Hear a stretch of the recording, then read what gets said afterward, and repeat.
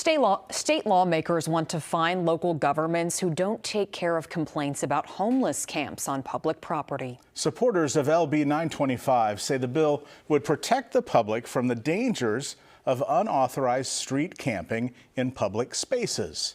First Alert 6's John Chapman has more.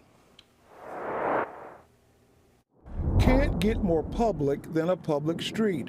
But for some people, this is the front yard of their home. LB925 would prohibit any political subdivision from permitting any unregulated street camping in public parks, right-of-ways, and other public spaces. I will assume that everybody has the best intentions and desires for things of wanting to have people live in a way in which they are safe, in which they can be healthy. Steve Frazee is the Open Door Mission's Chief Impact Officer.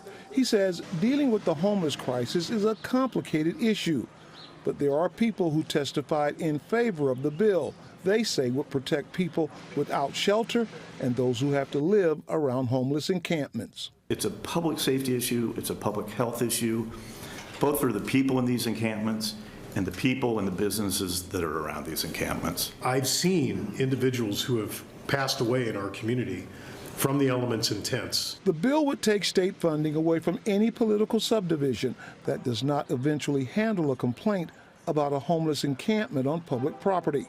People speaking against the bill say it would also punish those who are just trying to find a place to sleep. LB925 would broadly criminalize homeless encampment, eliminating local discretion and forcing punitive enforcement that undermines effective humane solutions. In Nebraska, 20% of people in the Douglas County Jail are homeless or housing unstable, according to Director Mike Myers. At $132 per day, the county is spending nearly $1 million each month jailing people who lack stable housing.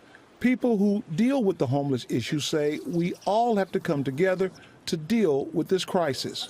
You have to balance the individual's rights and the community's rights, right? And that's a hard thing.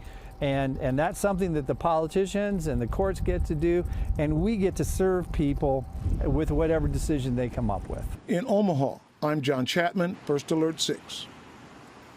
Senator Bob Anderson of Omaha introduced the bill that would make a person in violation of the proposed law guilty of a Class 5 misdemeanor. Breaking in the last